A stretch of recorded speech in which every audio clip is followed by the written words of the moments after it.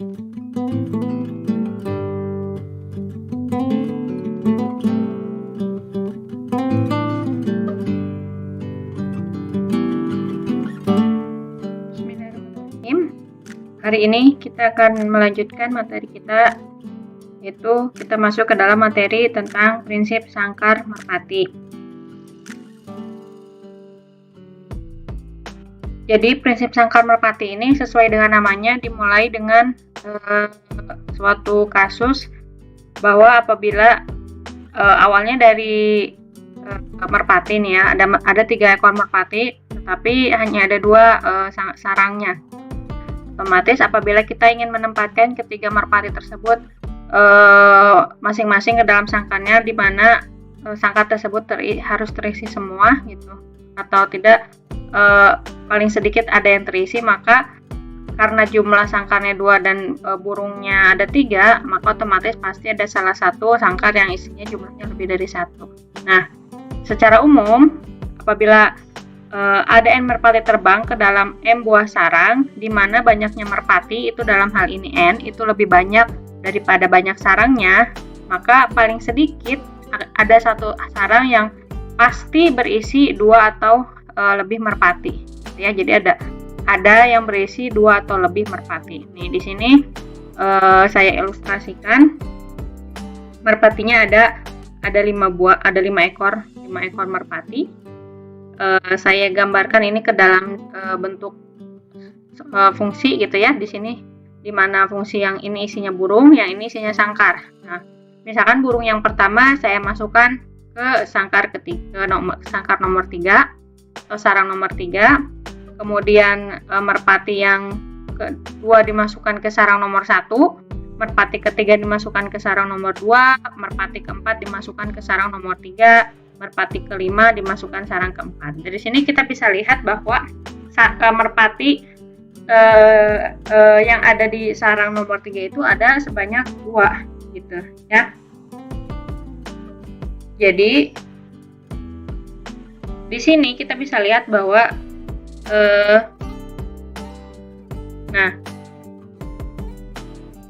awalnya prinsip sarang merpati itu disebut prinsip otak Dirichlet. Kadang-kadang ada yang bilang juga laci Dirichlet karena pertama kali dinyatakan oleh Profesor Dirichlet. Ya, saya lupa kepanjangan dari JPGL Dirichlet. Jadi namanya cukup panjang ya. Jadi nama keluarganya kan yang biasa dipakainya. Jadi yang menemukan pertama itu adalah JPGL Dirichlet atau biasa dipanggil dengan Dirichlet. Kadang-kadang ada yang menyebutkannya laci Dirichlet atau otak Dirichlet. Nah, apabila kita menuliskan prinsip sarang merpati yang tadi itu secara matematis gitu ya, secara matematis sederhana, maka kita punya suatu konsep bahwa sebuah fungsi dari suatu himpunan hingga ke himpunan hingga lainnya, di mana elemennya itu lebih sedikit daripada himpunan yang domainnya gitu, himpunan awalnya, maka fungsi tersebut tidak akan menjadi fungsi satu-satu gitu ya. Fungsi tersebut tidak akan bisa menjadi fungsi satu-satu. Kenapa? Karena yang tadi pasti ada satu titik atau satu sarang dalam hal ini yang isinya akan lebih dari 1 gitu ya, atau bahkan lebih dari 2 bisa jadi gitu ya.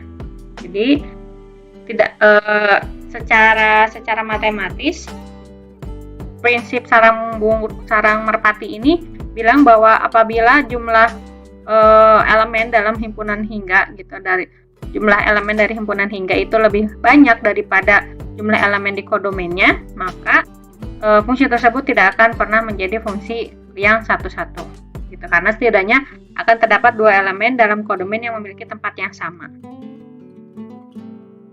Ini contoh sederhana saja. Contoh sederhana saja. Misalkan ada 12 orang yang ada di dalam sebuah lift, kemudian mereka keluar di 10 lantai yang berbeda. Nah, ada 10 lantai tapi di dalam ada 12 orang. Artinya pasti setidaknya ada 2 orang yang akan keluar di lantai yang sama. Nah, kemudian ini kenapa nih? Kemudian apabila Anda hanya memiliki 2 warna kaos kaki putih dan hitam, dan Anda mengambil 3 buah kaos kaki, Anda pasti memiliki sepasang kaos kaki yang serasi. Jadi ini kalau dianalogikan dengan prinsip sarang merpati tadi, merpatinya itu adalah kaos kaki, gitu. Kemudian lubang merpatinya dianalogikan dengan warnanya. Di sini warnanya ada 2, sedangkan kaos kakinya ada 3, gitu. Nah, contoh sederhana selanjutnya, apabila kita menghadiri 6 kuliah dalam selang waktu Senin sampai Jumat, gitu, di mana Senin sampai Jumat artinya ada 5 hari, maka pastilah paling sedikit ada 1 hari di mana kita akan menghadiri 6 mata kuliah, gitu. 2 mata kuliah dari 6 tersebut, gitu ya. Karena ada 5 hari, sedangkan ada 6 kuliah yang ada, 6 mata kuliah yang ada, maka setidaknya ada 1 hari yang dia jadwalnya terisi oleh 2 mata kuliah. Kemudian selanjutnya, apabila terdapat 11 pemain dalam sebuah tim sepak bola yang menang dengan angka 12-0, maka pastilah paling sedikit ada 1 pemain dalam tim tersebut yang membuat gol, setidaknya ada 2 kali golnya ya, yang ngegolin, seenggaknya ada 1 pemain yang ngegolinnya 2 kali. Gitu. Kemudian contoh sederhana selanjutnya, dalam kelompok yang terdiri dari 13 orang, pasti ya setidaknya 22 orang atau lebih dan yang lahir pada bulan yang sama ya. Jadi kalau ada satu kelompok 13 orang, kemudian karena bulan dalam 1 tahun itu ada 12, ini jumlah orang yang 13, maka pastilah adalah setidaknya ada 2 orang yang lahir di bulan yang sama, gitu ya. Kalau misalkan kita analogikan suatu dalam hari, gitu ya. Kalau dalam satu tahun ada 360 hari, kalau 365 hari, kalau kita berkumpul dengan sebanyak 367 orang, maka pastilah setidaknya ada 2 orang yang lahir di hari yang sama. Nah, kemudian sebelum kita masuk ke prinsip sarang burung yang diperumumnya, ada beberapa istilah yang ingin saya kenalkan. Mungkin kalian sudah kenal, ini hanya sekedar mengingatkan, yang dinamakan fungsi plafon atau fungsi atap, gitu. Ada juga yang bahasa Inggrisnya itu ceiling function ya, notasinya seperti ini.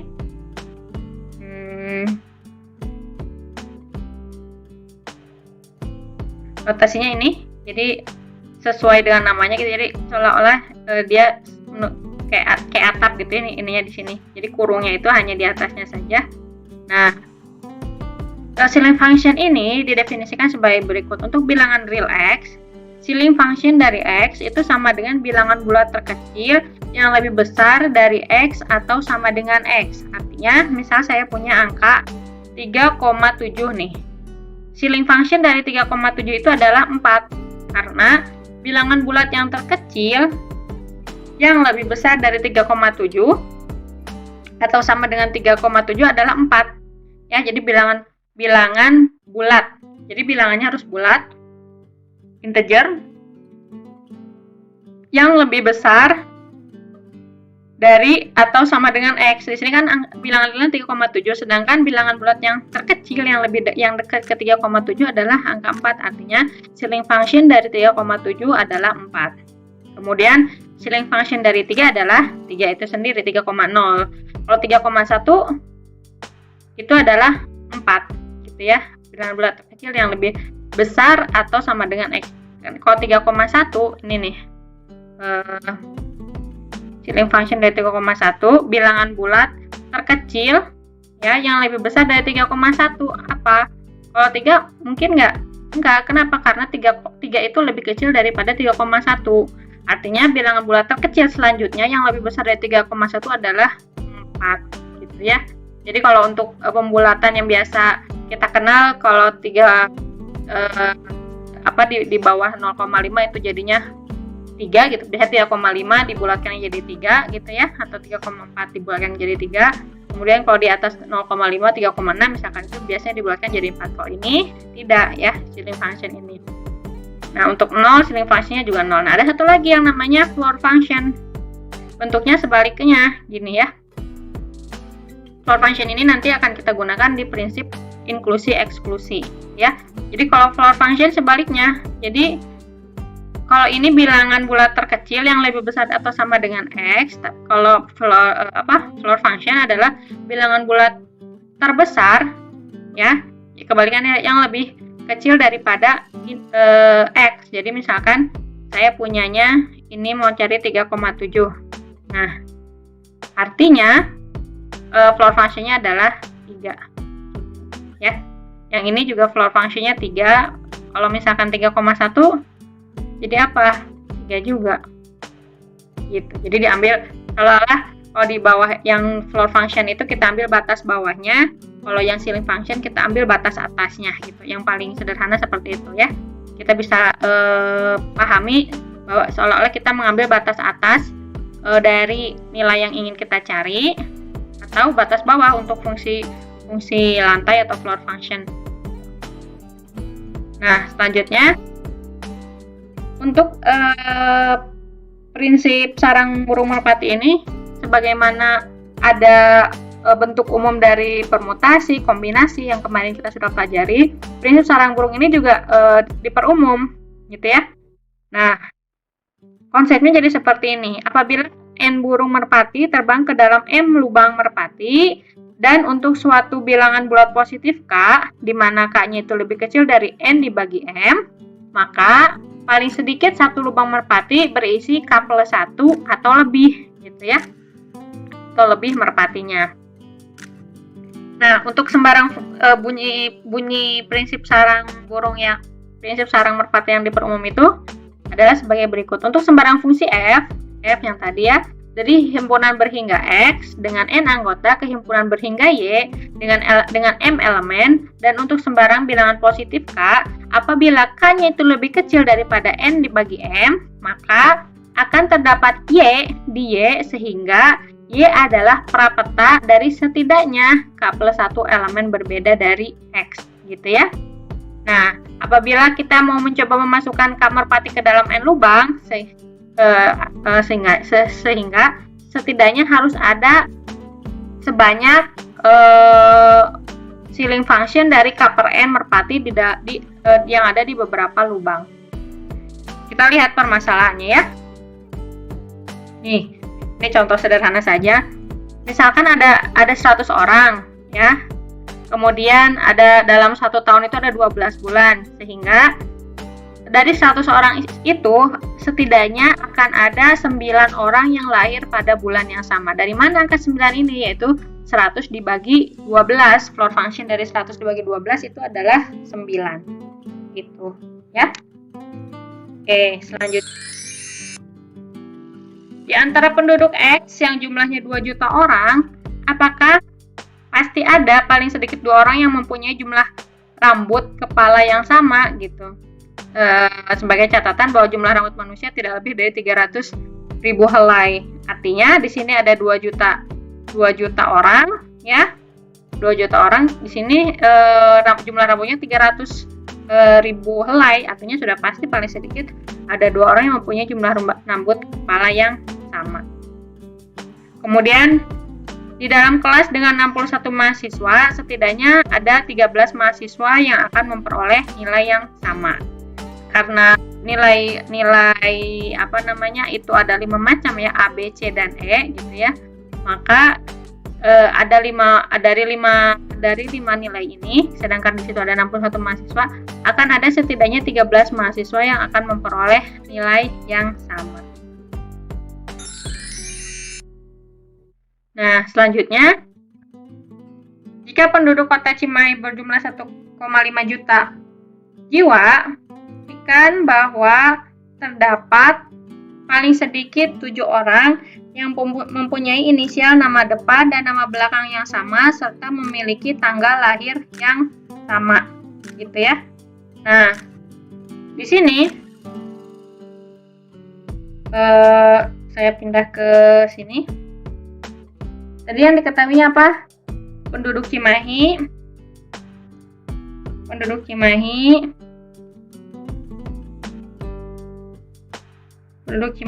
itu ada 1,5 juta ya tadi. 1,5 juta. Nah, kemudian yang akan kita tunjukkan, akan ditunjukkan bahwa terdapat setidaknya atau enggak minimal lah ya, saya tulis minimal 7 orang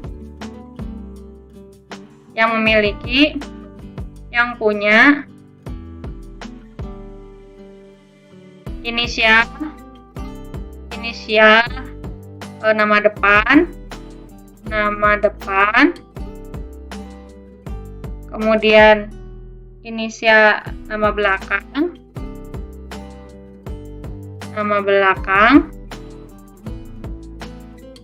dan tanggal lahir yang sama.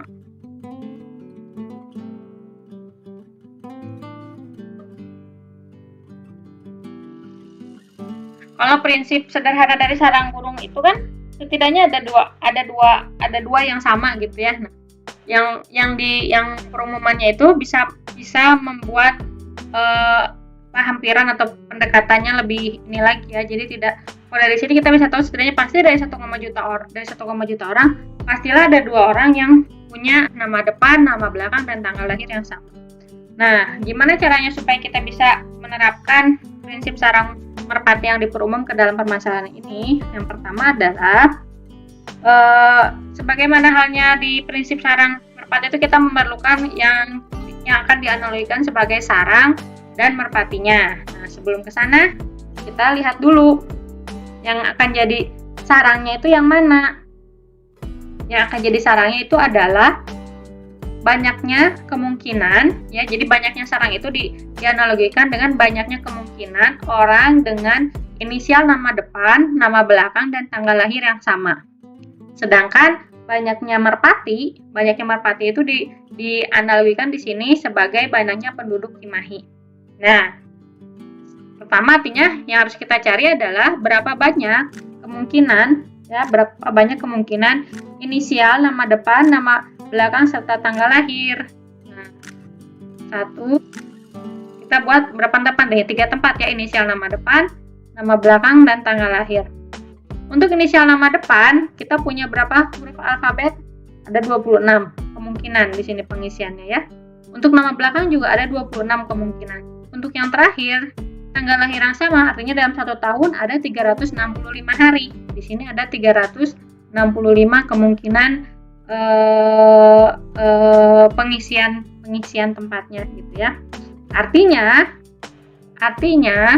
banyaknya kemungkinan saya mengisi ke semua kemungkinan ini dengan menggunakan aturan perkalian, yaitu adalah 26 dikali 26 dikali 365.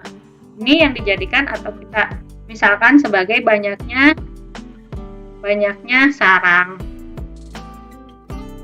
merpati. Nah, dengan demikian dengan menggunakan rumus atau prinsip sarang merpati yang diperumum, kita mencari floor function dari 1.500.000 dibagi dengan 26 dikali 26 dikali 365, itu berapa? Ini hasilnya adalah kalian bisa cek sendiri, floor function-nya adalah 7 ya. Oke. Nah, selanjutnya, berapa banyak bilangan yang harus dipilih dari himpunan yang isinya 1, 3, 5, 7, 9, 11, 13, 15 untuk menjamin bahwa paling sedikit satu pasang bilangan memiliki jumlah 16. Gitu ya. Jadi yang diminta soalnya juga kita menggunakan prinsip sarang merpati untuk menjelaskan jawaban kita. Oke, kita ke halaman selanjutnya dulu. Nah,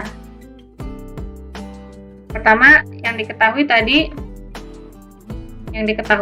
itu adalah ada suatu himpunan yang isinya 1, 3, 5, 7, 9, 11, 13, 15. Nah, kemudian akan ditunjukkan bahwa paling sedikit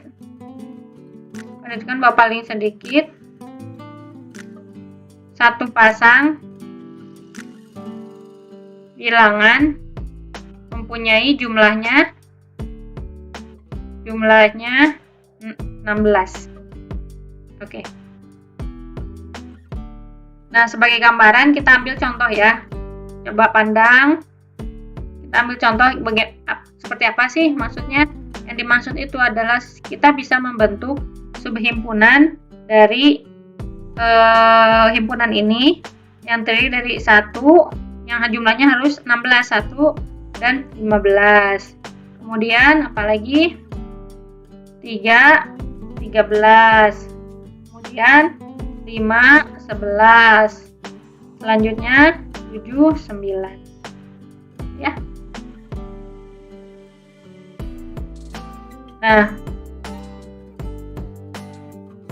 keempat subhimpunan ini bisa kalian lihat jumlahnya itu kalau dijumlahkan gitu, masing-masing elemennya itu akan berjumlah 16, 1 tambah 5, 16, 3 tambah 13, 16, 5 tambah 11, 16, 7 tambah 9, 16. Ya. Yang lainnya kita tidak bisa membentuknya karena bisa jadi misal 1 ditambah 1 dengan misalkan 3 dan 15 itu jadinya 18 lebih gitu ya. Jadi sementara yang kita peroleh adalah 4 ini. Kita akan cek apakah memang ada 4 setidaknya gitu ya, atau bisa jadi lebih dari itu. Nah, kemudian apabila kita memilih 5 bilangan dari himpunan ini, apabila kita ingin memilih 5 bilangan dari himpunan ini, menurut prinsip sarang merpati paling tidak akan terdapat sepasang bilangan yang merupakan anggota dari subhimpunan yang sama. Akibatnya, pasangan bilangan tersebut jumlahnya akan sama dengan 16. Gitu ya. Ini 11, misalkan saya ambil 9 tambah 7 itu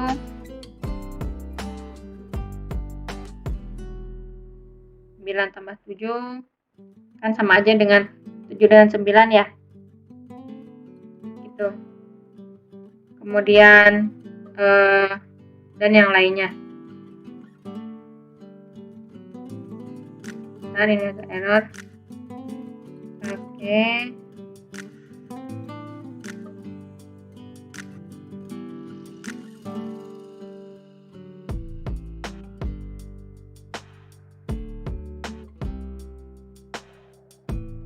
Oke.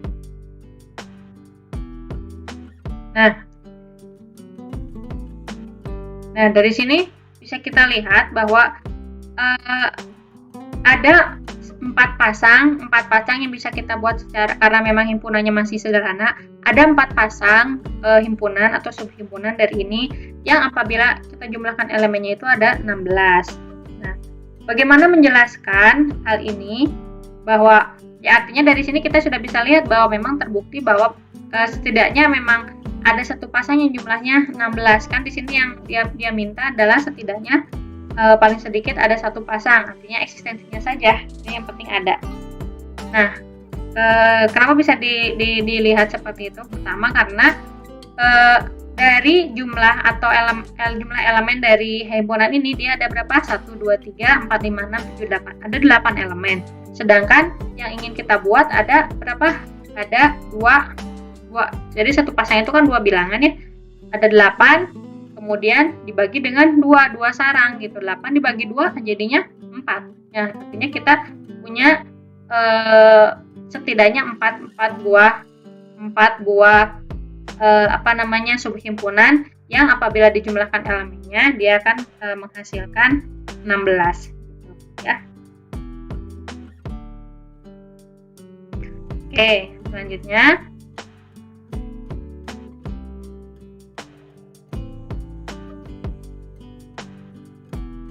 ini juga soalnya masih sederhana ya.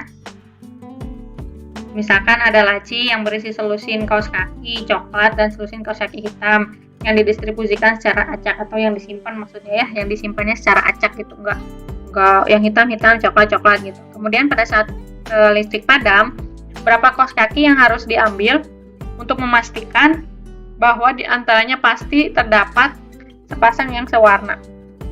Jadi kita harus ngambil berapa buah supaya pas kita ngambil dalam keadaan gelap gitu, yang kita ambil itu ada satu pasang lah yang warnanya sama gitu, yang bisa kita pakai. Nah, dari sini kita lihat bahwa ada 2 tipe kaos kaki. Jadi kita harus memilih setidaknya 3 buah kaos kaki ya. Sehingga dari 3 buah kaos kaki ini pastilah nanti akan ada satu pasang baik itu warna hitam ataupun coklat yang akan bisa kita gunakan ya. Ini juga masih sama, mirip-mirip lah, contohnya masih seperti yang tadi. Satu universitas ada 35.000 mahasiswa, setiap mahasiswanya mengambil 4 mata kuliah. Dari informasi menunjukkan bahwa ada 1.000 mata kuliah yang ditawarkan. Dengan kelas terbesar mata kuliah bisa diambil maksimal oleh 135 mahasiswa. Mahasiswa mengambil mata kuliah pasti ada suatu masalah dari hal tersebut. Apakah itu? Kita lihat ya. Dari 35.000 mahasiswa mengambil 4 mata kuliah, artinya yang kita umpamakan sebagai merpatinya itu adalah 35.000 dikali 4. Ya, 35.000 dikali 4. Jadi ada 14.000. Ya. Kemudian sarangnya ya, atau si lubangnya itu ada 1.000 mata kuliah yang maksimal 135 mahasiswa. Sehingga apa, setidaknya masalahnya adalah pasti setidaknya akan ada yang beririsan gitu. Tinggal menggunakan prinsip sarang burung merpati yang diperumum menggunakan floor function 14.000 dibagi 13.500 gitu. Ini juga masih mirip-mirip gitu ya. Jadi pada dasarnya hanya tinggal kita menganalogikan mana yang merpatinya, mana sarangnya, kemudian kita tinggal substitusikan atau kita tinggal aplikasikan ke rumus sarang burung merpati yang diperumum ya. Nah, ini latihan yang bisa kalian coba, silahkan dikerjakan ya. Nanti apabila ada yang belum difahami atau masih ada yang belum paham tentang konsepnya ataupun tentang latihannya, dapat disampaikan pada saat sesi Zoom. Oke. Terima kasih atas perhatiannya. Assalamualaikum warahmatullahi wabarakatuh.